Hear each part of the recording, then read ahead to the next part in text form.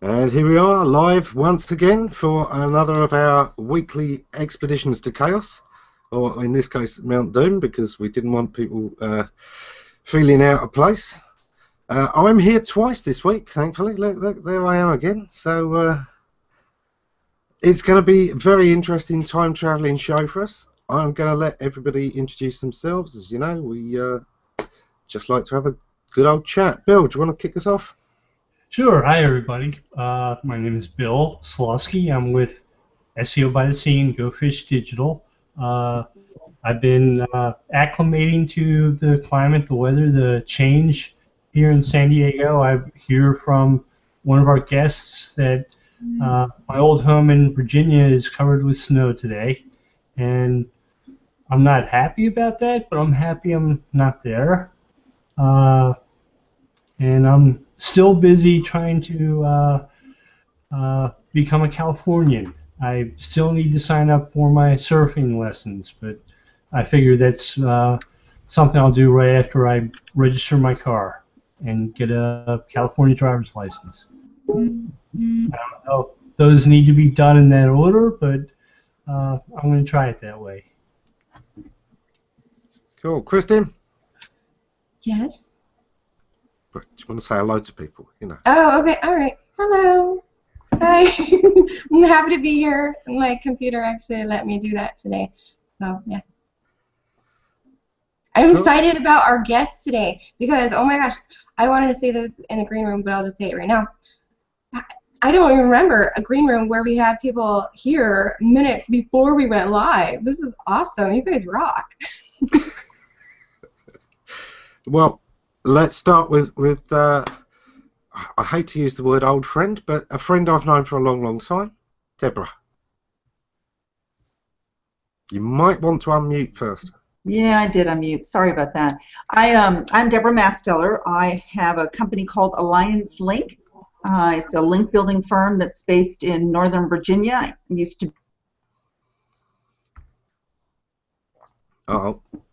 Because we had a whole lot of snow yesterday.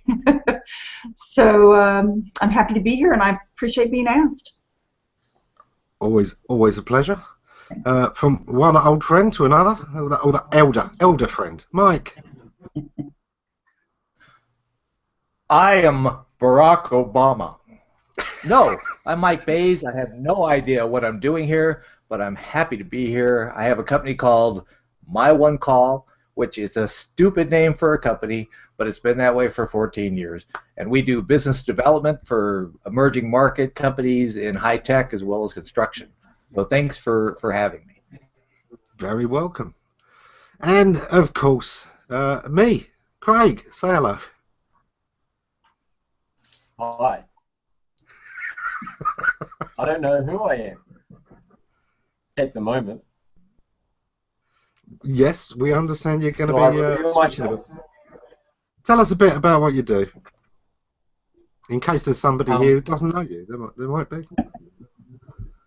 This is my very first live HOA, so I'm a little bit nervous, and hence all the personalities that you might see. I work with schools, and I design logos, and I do lots of branding for schools, and I enjoy it.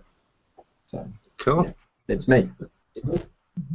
You don't have to worry at all about Hangout. It's a chat between friends. But most importantly, we've all seen you singing already, so how much more could you embarrass yourself? You know, you're all right. True. True. I'm just you know, it's a shame we couldn't get your daughter on as well.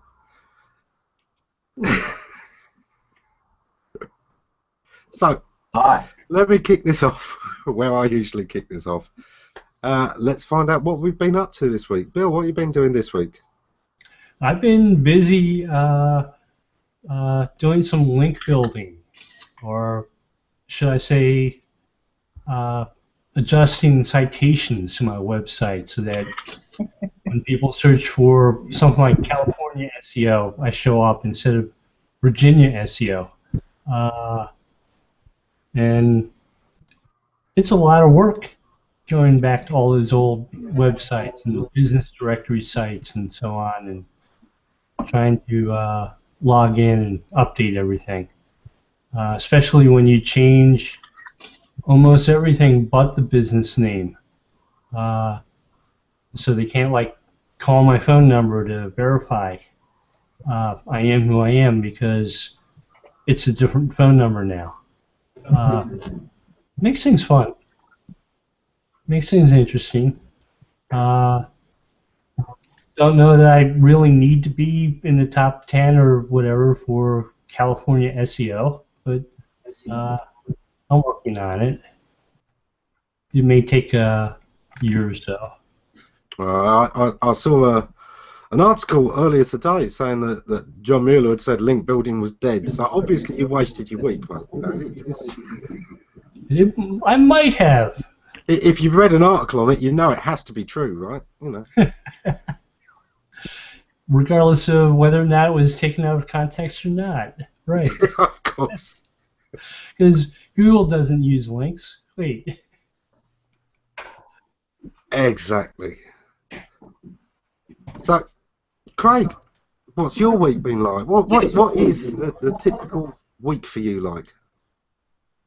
Well, this week there's been a bit of surfing. I've been down surfing with Martin, and down back in Australia, and been doing a little bit of semantics and semantic optimization of the semantics of surfing, and that's about it, really.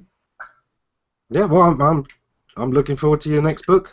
I'm sure it'll make a splash. Deborah, what's your week been like? You know, I've had a quiet week. The kids are home from school today. Excuse me, because of the snow. So it's been, I've been out of the office more than I've been in it. But work-wise, I got myself into a little bit of a discussion yesterday over on Search Engine Land that John Mueller made. He seems to be very popular these days. And I think I sent that to you, and it was something like he had made a comment to someone that had asked a question about broadcasting his content, and he suggested that they put a widget on their site that encouraged people to link. And so a lot of other people commented, and I just came in and if you use widgets anymore, it's like putting a bullseye on your forehead. It's probably not a really good idea. To which a lot of people came back and responded to me that they didn't think that he meant a physical widget, that he meant a stream of code. To which I retorted that he's an engineer and I'm pretty sure he knows what a widget is. So anyway, the conversation went back and forth, and kind of things do, as into other avenues and groups and so forth. So it came back out again. My beef with all of this stuff, by the way, just so you know about the search engine reps and their comments, is that there's so many comments going on different sites all over. It's hard to keep up. It's hard to keep when he drops a comment on one site, and I notice he's over at Stack Exchange doing a lot of talking as well. And then on Google, so that anybody can get that information and share it and understand it, instead of these different websites and all these little webinars that they're doing with other people. So that's a beef that I have. I think if it's Google going to make a statement about something, they should put it on the Google website. Put it on the blog, or put it someplace in one location. But that's what I've been doing. I kind of got. We're quite lucky here. We do get. Don't really get too involved with that stuff, but it was like, really, you're telling people that? So, and to his credit, I would rather have him saying things than not saying anything. But I would rather have them say something of substance than cause a lot of unnecessary chatter, I guess. Yeah.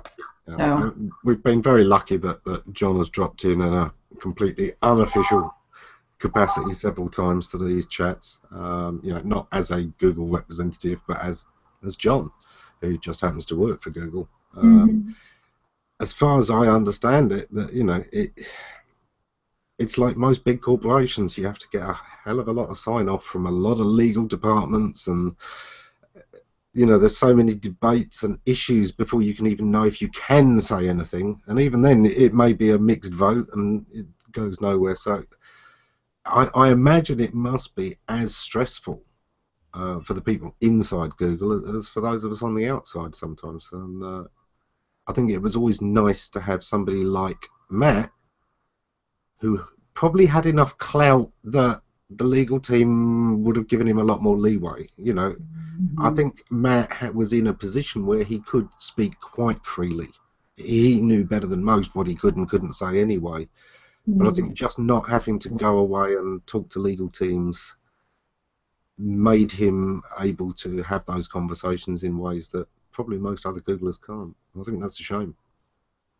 As somebody who has worked for a Fortune 500 company, I know you can't just say what you want to the public. That is something that has to be vetted through PR and has to be talked to, with the media advisors there. I get all of that. And Matt is very good at that. He has an uncanny ability to be able to the media, and to the public at large. And if you ever notice, if you ever watch anything that he says, he pretty much says the same thing all the time, just phrased differently. So I know that it's all canned. I get it. But what I don't understand sometimes is they tend to spread themselves thin because they're trying to be helpful, when in fact I don't think it is helpful. I think they'd be more helpful if they kept all their comments, on one channel when they're talking about Google. Yeah. Certainly he's not breaking any earth-shattering information either, at least I would assume. So that's all. Matt does that too. He blogs on his Matt Cuts blog unofficially. There ain't nothing unofficial about that blog. It's definitely something that's watched and he has permission to do. But anyway, my 2 cents. Yeah. Well, we've certainly got a couple of comments that agree with that. Patrick, they're saying don't buy too hard into the Google propaganda, which, yeah, you've got to understand. They are limited in what they can say, and exactly. Yes, unfortunately, a lot of legal departments, they'd rather you didn't say anything, so that the version that they like is usually the one that's stripped of everything meaningful. Unfortunately, lawyers are a strange breed sometimes. Play safe. Mike, it must frustrate you sometimes to try to keep up with where Google's going when they are so unclear with what they say, and so much of what we have to do is use our own guesswork and our own knowledge and experience to see what's going on. Well, I know we're not going to ever get all the answers, but it sure would be nice, I guess, that they at least give some guidelines and or have them fly all over the internet constantly to read up what they're saying about. So, sorry, Bill.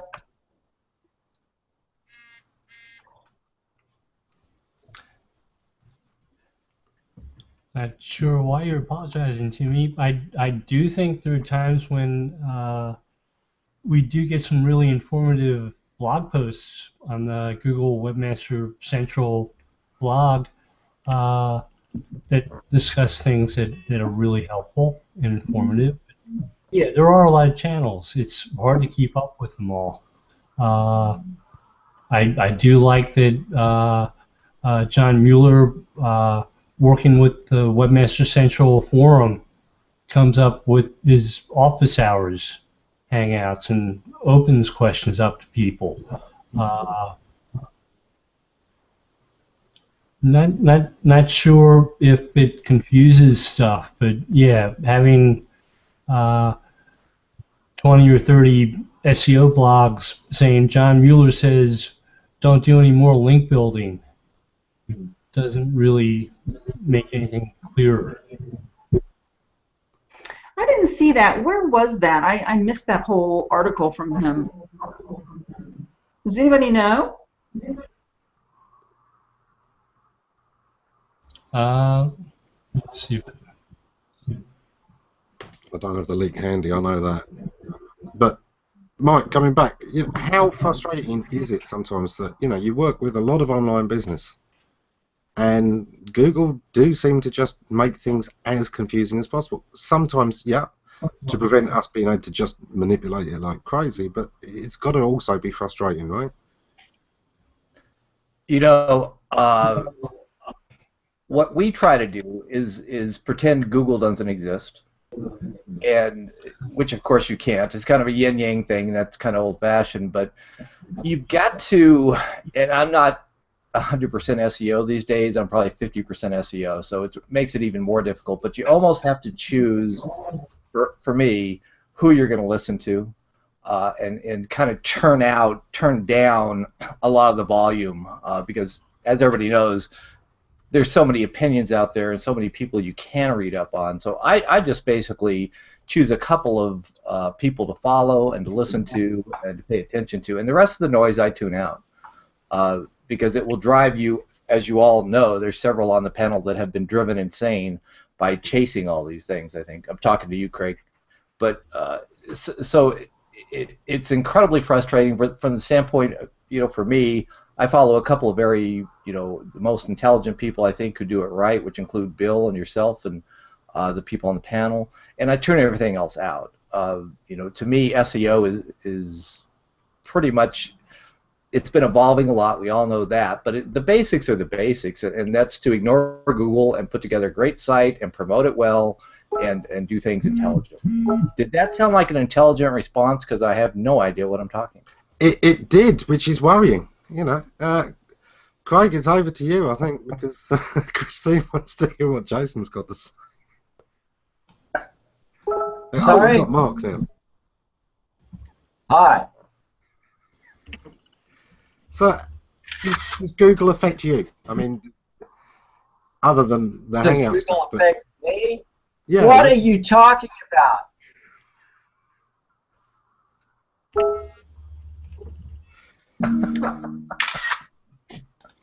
Okay. I think that's the most intelligent response we're going to get. Google doesn't affect me.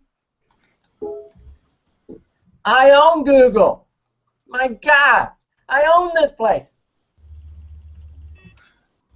Let me just fling out the live link there, because we do always promise people extra seats they can fill up. Okay, so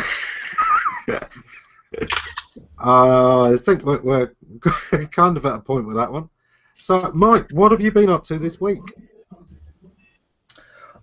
This week, besides school with the kids, a couple things there. We're working on a new project with Mia Voss and Stefan and some of you know, but for a client, which is basically the combination of promotion, advertising, SEO for a big client we have. Which what we're doing is kind of interesting. I'd like your opinions on it if you feel like it's worthy. But we're basically taking a live SEO hosted by Mia, who interviews the client on certain topics with certain questions, and then we take that, and theoretically it's optimized on YouTube, but then we take that content, we break it into different segments, put it on their site, the client's site, and add blogs and transcripts to it, as well as promote it through a PR firm to all the local people who would be interested in that client's industry, as well as what PR people do, posting it and getting the news out.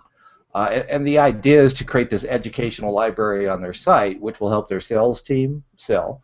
So when people are interested, it's a contractor, so when people are interested in building a new home or popping the top of their home, they can go online, see the education, meet the owners, and get a feel for the company, as well as hopefully create some good content on that site, which will help the SEO and some evergreen content. So it's kind of we're hoping it's the combination of everything you can possibly do online in a package. So we just finished our second episode, and the guys, the team, are kind of walking through, breaking things up and transcribing. But it's fascinating and it's fun, and I'll be very interested to see what happens 3 to 6 months from now on what type of success we have in driving new prospects, revenue, and success to it. So that's really been most of my week this week so far.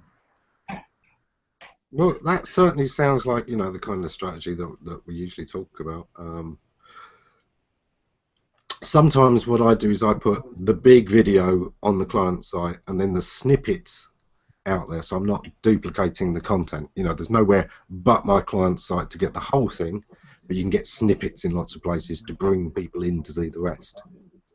But actually, you know, both ways work. Often it's the shorter pieces that is more shareable, and more people are going to see the whole thing. So both work. I just sometimes think that, you know, having the whole on your site is more to do with, you know, keeping that property within your own control.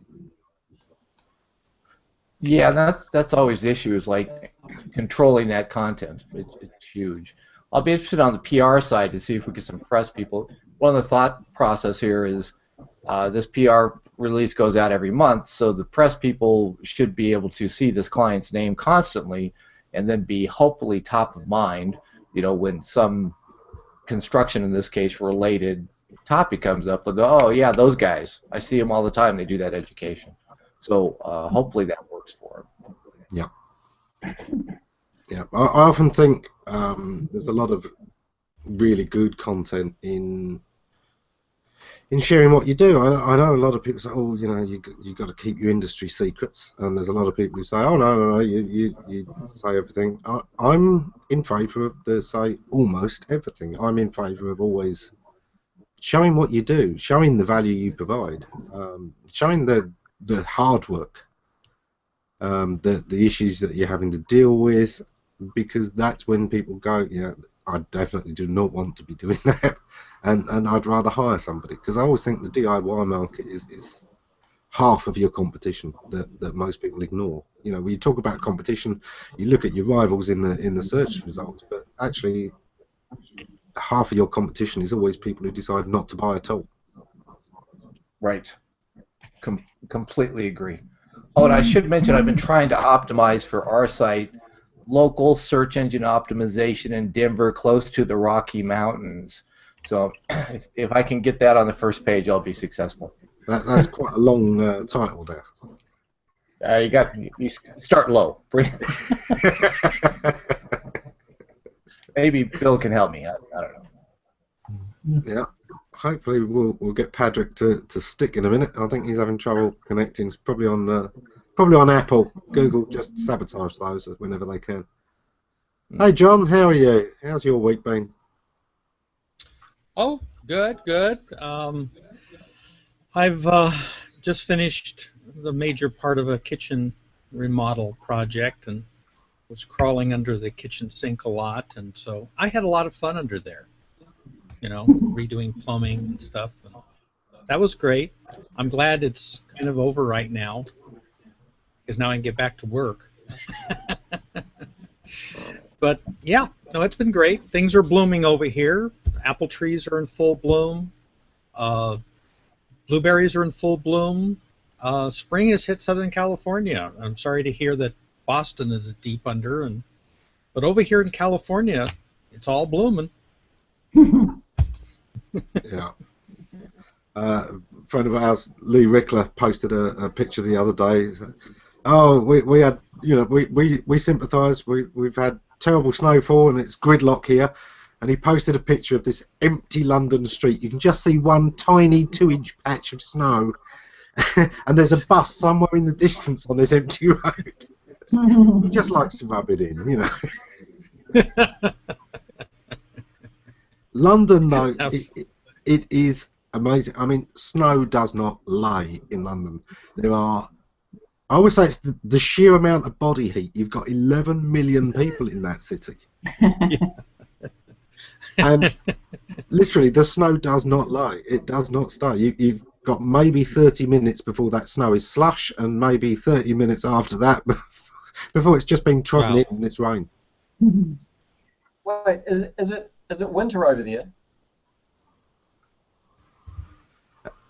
Yes, everywhere except where you are. Oh, it's so hot over here. Oh my goodness, it's like t-shirt and shorts weather. So we've got Kristin herself actually saying that she's so happy to be on the show today. So nice. Craig is available as a stand-in for any of your celebrity needs. So if you be on 2 Hangouts at once, call Craig. Mark, Just all of you, Craig is available. I am. Hang on. Ah, Stefan, there we go. Look at that. I've got to line up the eyebrows. That might take a while.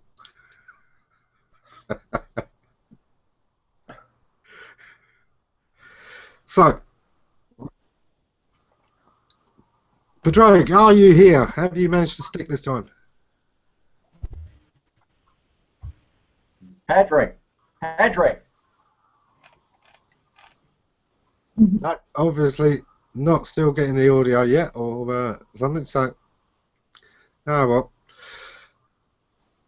Well, I'll tell you what, my week's been interesting. It's been one of those weeks where I've had several small jobs on that, kind of take a bit of extra time. A couple of jobs for friends, a couple of smaller contracts. And I kind of like those because you get to do lots of different things in a week, and I like to change it up. There are times when, particularly when you take a big client where it's such a deep dive that just to look at what content they've got across a site can take you a whole week. Just to look at where their content strategy is at.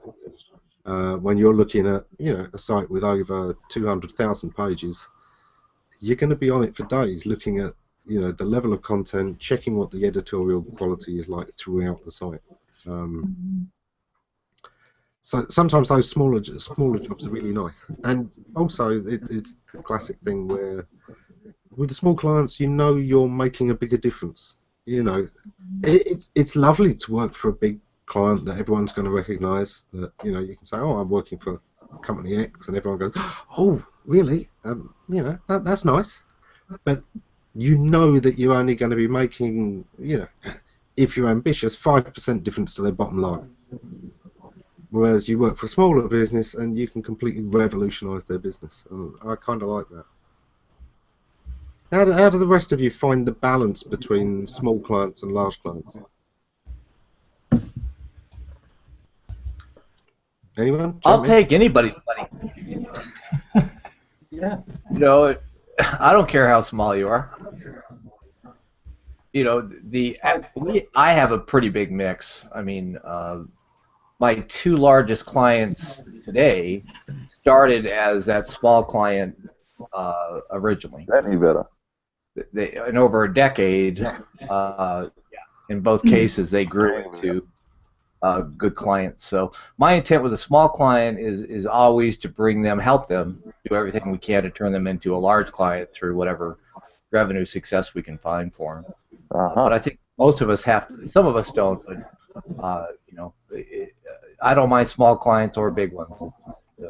If the check is good, it's good. Yep. What a rude thing to say in public. But is there a difference in the satisfactions between working for the smaller and the larger companies? Is there one that you prefer on one level and prefer the other on another level?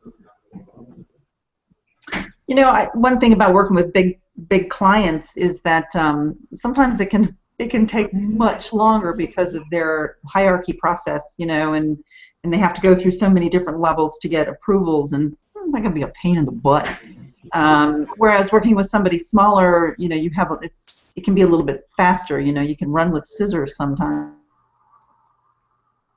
Mm-hmm. And it's like the challenge of working with brands. And most of the time when you work with, from my experience working with brands too, you get to work with their advertising companies, and that's always kind of cool. I've gotten to know a lot of people at the big ad firms as a result. So I think they both have their ups and downs. If I had to pick one over the other, though, I would probably go larger brand, just simply because I think overall the work is a little more interesting, and like I said, you get to touch a lot of different people and different companies with it. But sometimes small is good too. I guess it just depends. Moreover, about the niche than I think the company. There are some big companies, like in the insurance industries. I just don't like working in those industries. They're kind of dull. Oops. Insurance. Oh, that's a tough one anyway. I've worked in insurance, every vertical. and I've had at times less unease in working with very bizarre adult sites than working with insurance, because there is a level sometimes where you get into a meeting with the board of directors and you say something like, well, I'd love us to have a bit more comment, about the things that actually matter to the customer. So, can we talk about how easy you make the claim process and how, that's not going to be a painful thing. Oh, no, we don't want to talk about claims. We lose money when people claim. But that's the only reason people buying insurance. Right. Oh, yeah, we know that, but we don't like them actually claim. We don't want to talk about claims. Oh. And yeah, there's sometimes I get uneasy. Sometimes, like, especially in finance, it's tough because you're trying to get financial managers to link to your content. Well, that just doesn't happen. So you have to go in different areas. That's where you really need to be media savvy, and where a lot of programming comes in. For widgets and for apps and that kind of thing. So it's different in that regard. It takes you kind of on a different playing field, which, like I said, a lot. You get to, your contacts are,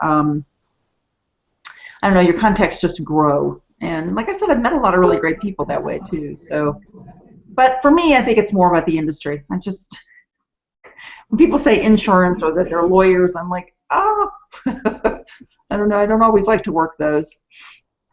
I don't mind the lawyers. I've got to bring this comment up for him. He said, question to a big company. How many people work in your company?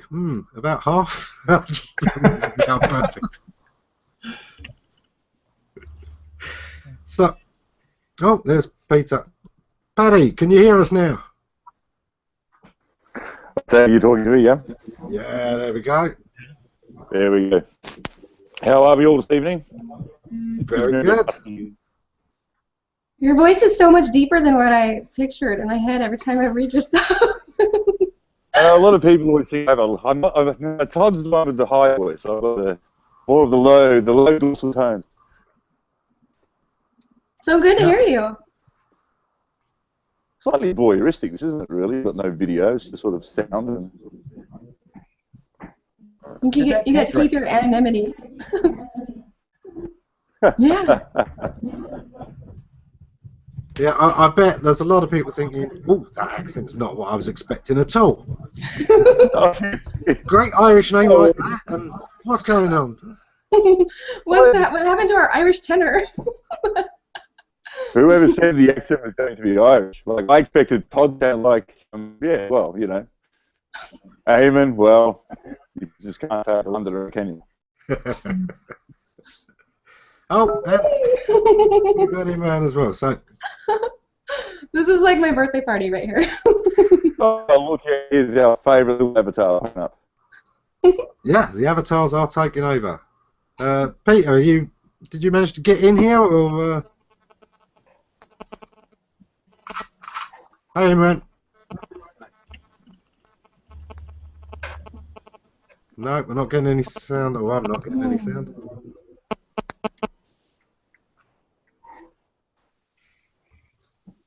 Talk amongst yourselves for a while. Bill, jump up.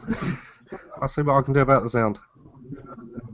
Okay, so we were talking about different businesses, different business types, and whether or not we were comfortable with or happy with working with them. I've worked with insurance companies, and actually they were pretty positive experiences. I worked with lawyers, and those were tremendously good. They went well. So I think,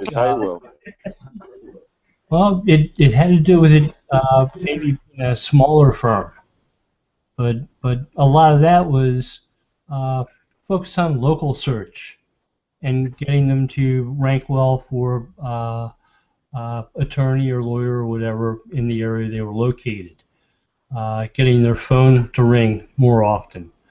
So it was not necessarily working with a big client as much as it was working with a client like many others who just wanted to be found. and you put a 2 or 3 months in, and their phone starts ringing at 3 or 4 times the pace it used to be, they tend to be pretty happy. Yeah, yeah. Just for the audience that haven't got it yet, but it hasn't got a camera there. That's why you're not seeing a face. You're not going to see a face, but if you want to post him some free cameras, I'm sure he will. Paddock, put an address in the thing. You can make a fortune, mate. Get them all to send you a free camera each. Flop the lot on eBay. I've got something going on there. It's a very limited product. You can give them away. You're having enough trouble a bit there with the sound. We're just getting a little bit of... I'm not the HD. I'm an island. I have zero bandwidth here. I mean, I have nothing. Dial-up is faster than this. Yeah.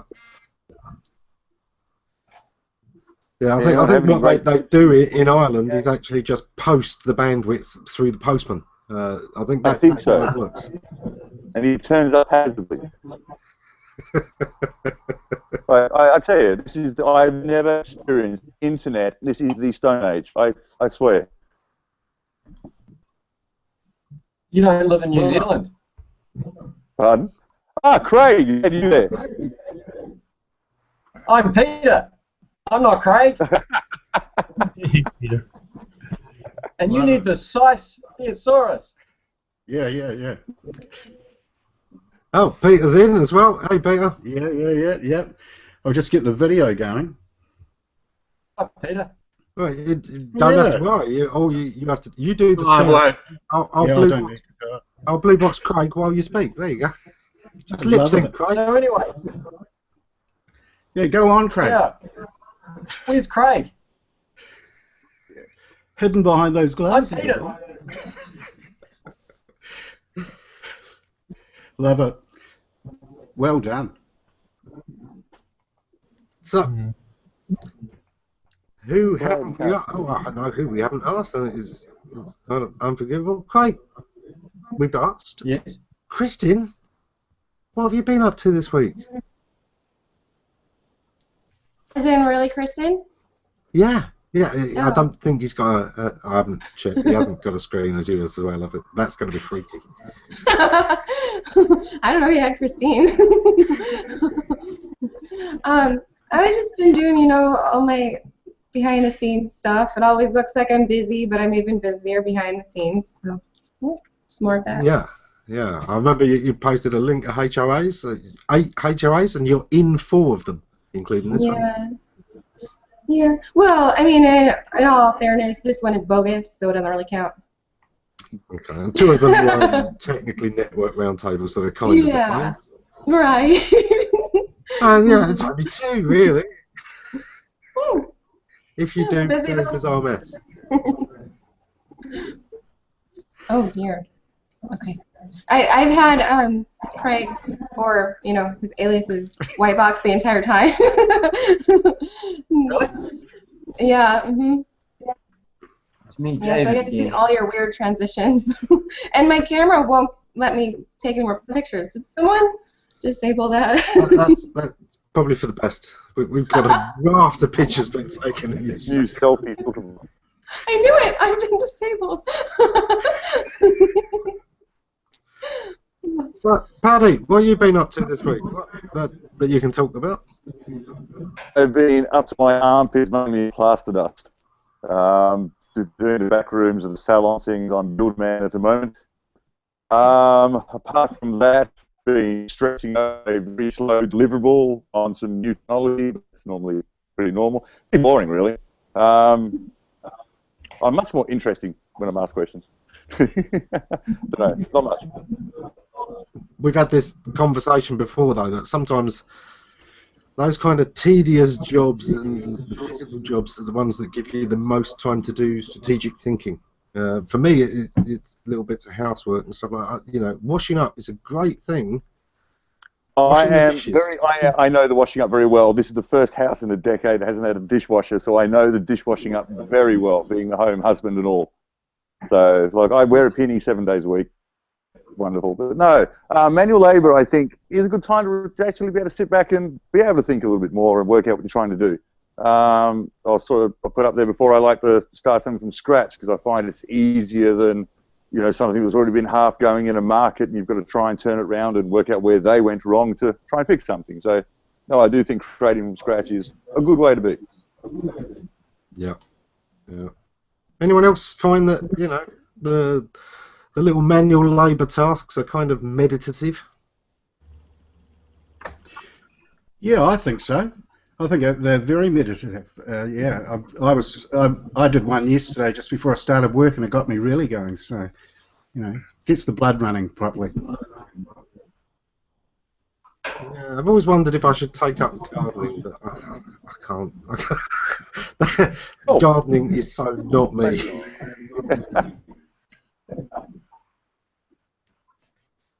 Cooking, I enjoy. Washing up is okay. You know, the general household task, hoovering. You know, going around with a vacuum cleaner, great stuff. You know, it gets your time to think. But I'm not a fan of multiple bins. Here he is.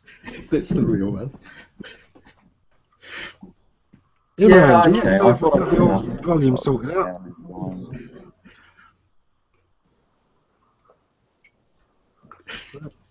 I like cooking. Who likes cooking? Love cooking. You don't mind gardening either, you and your strawberries. Yeah. Oh, yeah. Lots of strawberries going on at the moment. Had lovely strawberries on Pancake Tuesday today.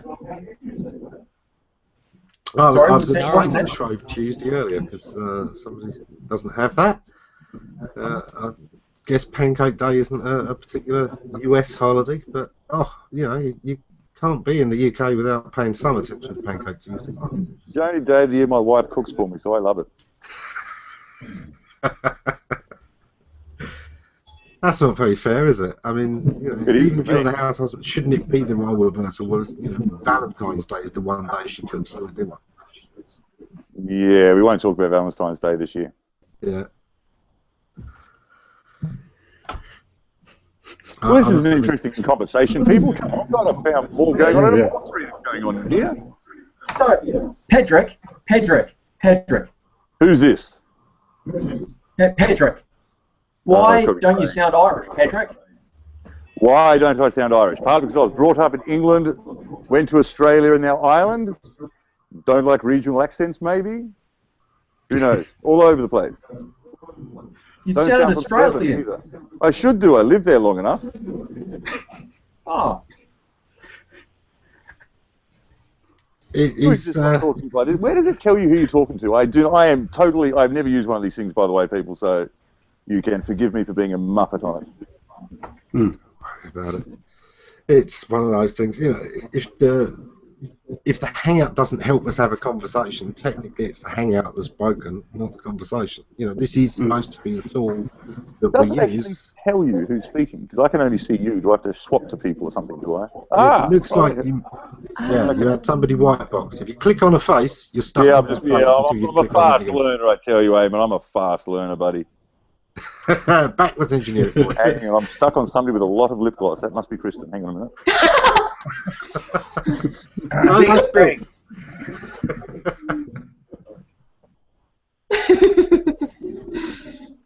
Why are you just being voyeuristic, Imran? Where did you say something about being voyeuristic?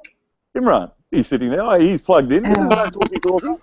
I'm listening. Yeah, I know you're listening. Down there, listening, writing, recording, I would say. He's there, but already, isn't it? very quiet. Oh, he's coming across very quietly to me. I don't know if anybody else is hearing him a bit louder. Is it the same for everyone, or? Oh, no, there we go. Hang on, was it?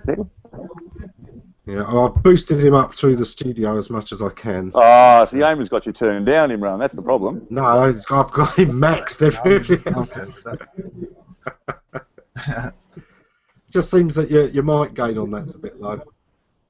Yeah, I need to swap this mic, and I think this is live. Last week it was not live, so it was more maybe okay. Who's got the analog mobile phone? Sorry. Sounded good there. Yeah, Yeah. So That's weird. Okay, I've got an analog mobile phone. You know when an analog mobile phone goes that when they're coming in. Remember the old analog phone signal? I've got that through this thing like something chronic. Oh, that was mine maybe, because I did get a text. Ah, Imran again. But I shall put that to a side. Right. Are you watching the cricket, Pedrick? Pardon? Are you watching the cricket? The cricket. No, I've missed the cricket. Yeah. I've been watching the rugby, but no, I've missed the cricket. Actually, I've seen no cricket here because I've got the... Don't even talk to me about the television here. Please do not start me complaining about this. I mean, don't... It's What's wrong with the television? Well, you can't get anything unless you buy Sky, and I refuse to pay for television. I just will not do that. But unless you have Sky, you basically can't get anything here. So what do you do? Stream everything? No, you've got the free the satellite, but it's got no decent. It's got 400 channels of rubbish. It's just we're going to have to give in and get Sky or something like that. It just has to be done. I'll But tell you something crazy. I've got a Kurdish barber, right? I go to him every single week, and for the last 4 years, he's had some crazy dish that gives him free worldwide channels. Period. well, we've got a free dish. It gives us. I think we've got about 400 channels, but the only problem is about 350 of them aren't really worth watching. And there's a lot of interesting snippets that come across. Okay. Yeah, and you've always got at least 200 of those are repeats of the other channels that weren't worth watching. True. What's And really if you're religious, it's good. There's a lot of religion. Oh, you're getting quite... Are these the American evangelical... Oh, absolutely. sort of channels? Always the American evangelists. What else would they be but the American evangelists? Evangelist, come on, evangelist American. That is synonymous, isn't it? It does seem that they are trying to rival Hollywood in being more the voice of America worldwide. True. Well, Okay. So, a question for our American friends here. Is this ever... Do you wonder how your culture is being portrayed across the world? Because, the main outlets are loud. We do get Hollywood, we get, the Fox TV channel, and we, of course, get these evangelical channels broadcasting so loudly around the world. Do you wonder how much that may be drowning out more authentic voices and sounds of America? Mm-hmm. There's so much Absolutely. There's I don't see any of the evangelical channels whatsoever at all, ever. I don't watch them. I know they're there, but I don't watch them. Yeah.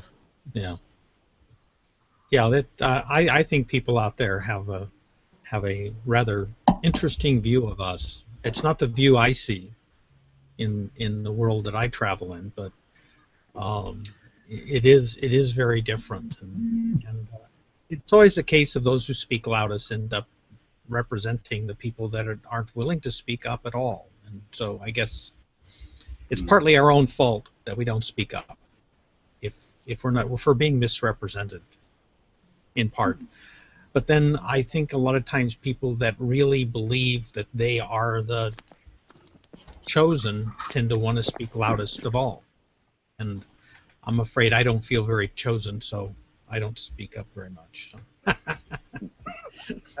Would you say that some people on some sides of the world would perceive Americans as having a superior attitude to other countries, and they kind of portray that through all media and so on? So if anything happens in the world, wait for the Fox News to tell you America's gonna save you. What do you see on that side? Do you think that's something you guys enjoy, having a superior power, or is it something you kind of say, no, we're not superior at all? I would say there's very much a cultural bias in this country that we are, probably the way we're perceived out there. And I think it's really important. I mean, in this country, it's called the ugly American syndrome, I guess, and I think it's really true. I mean, until people travel, my kids, for instance, I've encouraged to travel a bunch through high school and college as much as possible. And until you get out and travel into the world, at least in this country, you just have no perspective on how the world really works. And I think it's a huge issue. I think the cable networks are doing this country and the world a great disservice. I mean, it's just, it's pretty horrible that we're perceived that way, but in fact there's a lot of that going on. But I think the more you travel, it's a good thing about Google Plus and the internet, the more exposure you have to different cultures and different places, that goes away. But there's definitely some truth to it. This country is quite biased and kind of blind towards things, and hopefully that's getting better. It's hard when you've got some massive population too. You've got some great TV over there. One that I was adoring, and unfortunately it's the last series, The Newsroom. Was anyone watching that one? I mean, that was fantastic television, and I loved the start of the last series where he had that thing on, you know, what is this? America is great, America is wonderful. We were, but here's the reality. I loved that level of honesty that we don't often see on American programs that we get here. But I think it is there, and I think it would be ridiculous to miss things like that. And, you know, there's still some wonderful, honest humour. Big Bang Theory couldn't work if it wasn't so well observed. Of course, our favorite part is Boston Avenue. Go on, Mike. Sorry. Oh, I'm sorry. I was going to say my wife and our favorite program is actually Downton Abbey, and that's the way we perceive everybody in England. Living in the castle. But I love news. Unfortunately, it is a little bit true. There's an awful lot of Thomases in this country. Probably true. Oh dear. But that's exactly it. I mean, for us, Imre and Paddy, we've got to think how England must come across to the Americans, and until they've visited and until they've met us. You know, we're a cross between Downton Abbey and something like the Sweeney. You know, the average Englishman to them is somewhere between Hugh Bonneville on Downton Abbey and Vinnie Jones. A cross between the Cray twins and I don't know. It's hard. Like, you know, I've got such a mixed blood that I've lived in so many countries now that it gives you such an interesting perspective about where you're from. You know, sort of it's in some places I welcome 100%. Oh no, 100% Australian. Other place, you know, sort of it's 100% Irish. It's quite strange how you're culturally perceived as well. Like it's. You know, sort of, I've got a very hardcore English bloodline that, you know, while I'm sitting in the deep south of Ireland, and that's caused me some incredibly interesting times travelling. You know, sort of, it's funny how we are perceived, or you know, depending on the greater world. But even on the American thing, I was thinking, like, it's hard. You've got 400 million people. It is so easy to have massive stereotypes within those demographics that might be representative of huge amounts, but not really. You know, like I know that most Americans I've met have been pretty good people. You know, the accents are a bit rough, but you know, nothing with elocution won't fix it. Yeah. Craig? There's a big smile at the end of that too, people. That's where the body language goes missing, you see. My great uncle was a Marine. Yeah, great. He fought... Hey, yo, mate. Is that what? Hey, what? Who's talking? It's got to be Craig with his chili beans, isn't it? Where is he? What? I'm Peter. No, anyway. Oh, okay. Ah, oh my God. What the hell? Kia ora. That means that's Maori. Peter, say something. Yes. It's Maori for hello. You know. Yeah, I've been waiting to sort of just listen to catch up because I missed the first half. So, yeah, now I'm in the flow. Well, how does Kiwi show today? Yeah, we've got two. That's amazing. Two. I mean, that's amazing. In the same hat as well. You know, I do think. Yeah, it's brilliant. We now have, you know, I think you've got a double act there. You can play blues music, be the Semantic Brothers. Yeah, the Blues Brothers, the Kiwi Brothers. Yeah, Kiwi Brothers. We've got. So how does the the thing of culture fit in there? Because I imagine your cultural identity in a way must be even smaller in New Zealand. It's a much smaller community. It must seem a lot more pressure sometimes to all be the same because there's a lot less of you. In America we expect a lot of diversity. Here in England you can't go 10 feet without a different accent being around. How's the difference with a small country? Well, it's changed over the last 10 years. It's far more multicultural now. You go back 15 years, it was very, it's almost like the great melting pot. It's happened worldwide, and we see a lot more of it now. So Chinese culture, for instance, has grown dramatically over the last couple of years. And, there's a lot of investment from Hong Kong. Real estate market's really hot in Auckland. So, it has changed. We've got a short history. It's only 1850, really. And you go right back, and the Maoris are still, finding their identity, and their culture has been a big development over the last 10 years. But Craig can fill in more on the gaps. Craig? Well, that's Craig. My wife is a Chinese-born New Zealander.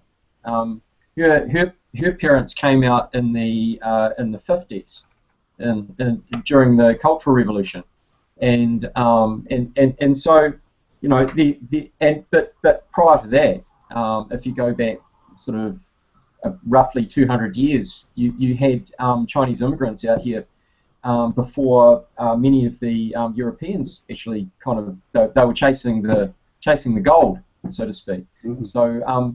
So we have a young kind of we're a young nation, and we're very distinct. I think we're quite we fight above our weight, so to speak, and brand in the world. What was that? You got one of the strongest brands in the world. Mm. And I guess in terms of the things like The Hobbit and Lord of the Rings have certainly put New Zealand on the map a little bit more. In some ways, I feel like the Hobbit is kind of almost sort of put us in this little box where we all walk around with hairy feet and we've got big ears and we're short and all that kind of thing. Yeah. See, I don't see that as an external looking at New Zealand. Because I ask a lot of people about New Zealand, and they either say, first thing they either say is adventure. Like, it's synonymous with adventure. If you want to jump it, fall off it, dive it, scuba it, and do it in New Zealand. Absolutely. And now you're so rebranded as the food country. Like, there is the scenery part, no matter what, has spread the wings wide, but you're still a very, very strong brand, wouldn't you, for at least 15 at least? Jeffrey, yeah, thanks. Yeah, there's a lot of background noise there for you, Jeffrey. We're getting the Down Under invasion today. Yeah. Yeah, no, it's a great country. Look, I mean, Craig's mask shows how much of a tan I've got in the last 3 or 4 weeks, actually, so that's quite a good sign. We've had a really good January and really great weather. And February hasn't started so well, though, Craig, has it? It's cooled down a bit. Well, that's what happens when you host a World Cup. And at the moment, like, Americans won't really understand this, but it's called cricket. And lots of countries in the Commonwealth play this game called cricket. And it just so happens that New Zealand at the moment is hosting and Australia are hosting the World Cup of cricket. Now, as opposed to the World Series of baseball, where it's only Americans, we actually have other countries come and play the game. No, I'm just kidding. And but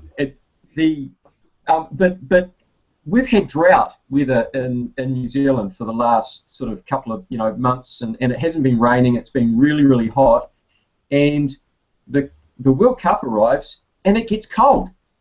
It's almost been feeling a little bit autumnal the last sort of couple of weeks. Hey, Peter. Yeah. I was quite surprised. It was like someone just turned off a switch, wasn't it? Incredible. Yeah. It's So we have a World Cup and it starts raining. It's always been strange to me that, you know, well, you asked Paddy earlier about the cricket, and I was thinking, well, Irish aren't interested in cricket. There is actually a new team started here now. It's actually getting some good traction here. Like such a great game as cricket is going to get traction everywhere, you know, sort of unlike rounders, of course, which stays in one country. But no, love the cricket. But and we've got a good team here. That's going to be your Australian heritage there. I mean, for the Irish, if you give them a bat, all they want to do is hit the English with it. No, it'll be the English heritage, unfortunately, Eamon. Well, Patrick, the Irish cricket team just beat the West Indies. No, bull. Yeah, it's not a bad. It's quite a good side. Yeah. No, you're right. No, you're having a lend. Come on. You can't say that with a straight face. Hey, Mark. They did. Oh, sugar. You'd have to show. I need physical proof of that. I need physical proof. Okay, hang on. Screen share. No, Craig is just trying to do the graphics. Well. He's doing the graphics. Being paid homage here, Mark. Hey, Mark, what's going on, buddy? Hey, buddy. Hey, Pat. Good to hear at least part of your reality. You know, we're getting a little bit of it. Full reality. You're looking good, Dave, buddy. So, Mark, how's your week been? Busy, I take it. Crazy the last 24 hours. We had one of our North Carolina ice storms here, which you know is the equivalent of 6 feet of snow up in Boston, where I spend part of my time. So I get it both ways, coming and going. Just finally got decent internet back, enough in the last 15 minutes to come join you all. It's been spotty all day. But, life goes on without the internet somehow. Boston, that's the intellectual part of America, isn't it? That's where they've got libraries and people read, isn't it? Not out in the burbs where I go. Stone Temple headquarters out in the strip mall zone, where except for the 6 feet of snow on the ground, I could be right here at home. Oh, we had no winter this year. No winter. We haven't until now. We haven't had any snow. We've certainly had some frost. There was a little bit of I think it was a brief bit of snow, but it was like one day. Well, Pat, you're in Southern Ireland, right? Where the palm trees grow, the warm breezes blow. Oh, yeah. Pretty much. Like it is quite temperate, in all honesty. Like, you know, it's hard. You can have a summer where it just does not stop raining, but overall it is quite temperate. We tend to get sleet. We don't really tend to get it. We just get sleet. Yeah, and it doesn't sit on the ground. There's just it doesn't stick. Yeah. This is very strange. I have to change. Craig, I can't handle this. I need to change to somebody else's better-looking face. This is terrible. Hang on. Who's good-looking here? Oh, my God, there's not really... Oh, Kristin. There we go. That'll do. That's better. That's the better person to look at. I can't look at you any longer, Craig. I'm sorry. Why? Oh, dear, oh, dear. I do want to make a request that you put, like, you know, you get like one of those things for me, Craig. I want to see your face in it. Okay. Craig's our new G+ Bureau marketer. You know that, don't you? I noticed that Imran disappeared just before I came in, which will only perpetuate the rumor that I'm really him. No, what do you mean you are him? We know this. We have, you know, there's confirmation. Yeah, I'm actually Todd. That's why you see Todd tonight, because I'm actually Todd, so we can't both be on at the same time, can we? You know? That's right. Isn't it funny that once we've heard a voice and can put an accent, it gives us just that extra level of reality to somebody. It does change how we perceive them. Yeah, I mean, how many people were expecting Paddy to sound Australian and have that voice? Anybody? No. Well, I knew a little bit about, you know, how can you sell a personal upbringing. brand profile if it's your own brand profile? I didn't think he spoke English until now. Hang on. Where is he? I know that voice. Where are you? I can see you now. There he is. My He nemesis. Sure can't write it. You know. He speaks it pretty well for somebody who can't write it. You had to go there. I see that thing. I tell you what, there's a very big piss up at some stage. I tell you what. Actually, I think that should actually be a hangout, just of all having Piss up a hangout. That's a real good good idea. Irish drinking night. Only drink allowed is whiskey. Oh no, you've got to be kidding! No. You could do Fireball. I'm a Fireball's big whiskey. beer drinker. Thank you very much. Chris, there are whiskey is its own world again, because even though any serious whiskey drinker is going to tell you it's got to be single malt, none of this blended rubbish. Nothing in it. Nothing in it at all. Nothing. But not even an ice cube. Then No, you've just be a got watcher. the whole debate over the different kinds of whiskies. I mean, you've Oh, got the careful, American Eamon. classic, Now, which is bourbon. it's all fun and games, buddy, till we start talking whiskey. Now, bourbon is single distilled. You know, it's whiskey, but they make it once, so it's not. To be sure. You know, yes. Then you've got Oh, there Scotch. he Now, Scotch is double distilled. Now, I've got Scotch ancestry, so that's real Scotch. Then there's the Irish. Now, the Irish whiskey is triple distilled because they have trouble counting to two. To be true. Now, you see, the thing is, the problem with this is we have to track where whiskey came from. Now, there is a slight argument between Ireland and somewhere else, but it wouldn't be Scotland. What would the other island be with the great whiskey wars into this part of the world? Come on, general knowledge, man. Well, actually, France had a No, come on, whiskey Nero, come long on. back as well. They reckon that the Gauls brought the Gallic influence may have brought it across. So Yeah, and there's more challenges than you think. Yeah, they reckon they ran into an island just before Ireland. Windswept has like one pub and one building, I think.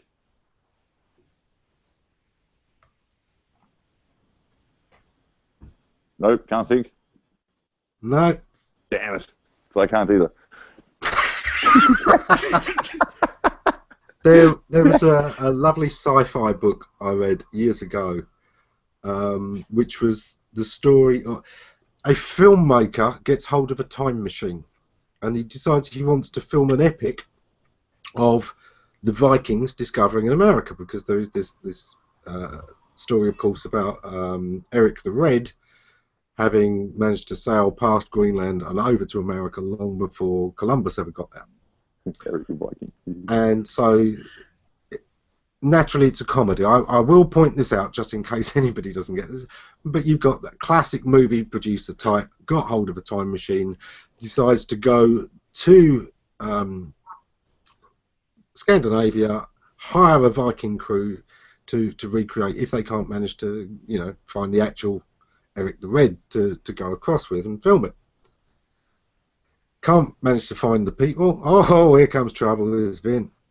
So they end up bribing the local Vikings to do this trip, paying them in whiskey, which happens to be Jack Daniels, and the whole story goes on until eventually years later the archaeologists. Stop hiding your mouth, Vincent. What are you eating? Sorry, what? You lost me. How you doing, Vin? Hey, Vin.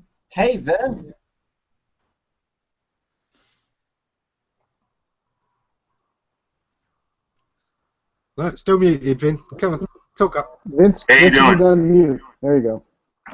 Excellent. I see you found a hat that works this time. I went old school, baby. Old school. Why is that? Don't they make them that big anymore? Oh, you know what? We have to go there. You know, funny story about this hat. One size fits all. I pick it up off the shelf. My wife says, "Are you sure that's going to fit?" I said, "Honey, it's one size fits all. Do you think they should add another category? One size fits all, and then Vin?" She says, "You better try it on." I'm saying, the curse of a big head. Don't worry, my wife has a big head. I have the opposite trouble. I go into most shops, if I'm trying to get a hat, most of them are too big. They don't fit me. I've got a small head. But then, you know, I'm a small guy. I'm only 5'7". Oh, Craig, Kristin. Oh, dear. Oh, Jesus. Yeah, I know. It's definitely do not wiggle the eyebrows as well. It's just wrong on so many levels. Hey, Vin. Good to see you, Vin. How you doing? How you doing, Vin? How Hey, you Christine, doing? you've never looked so good. Sorry, Christine, I'm just kidding. I mean... Thanks, Vin. You are in so much trouble now. Vin. Oh, Vin. Really getting weird now. Hey, Christine, shouldn't you be counting your Sioux dollars? You know, what are you doing here? I don't know. I wanted to see Vin. Oh, we all want to see Vin. It's an interesting thing, actually. I mean, as far as I last heard, Kristin is still making money on Sue. Yes, not a fortune. But then again, for most people, neither is AdWords.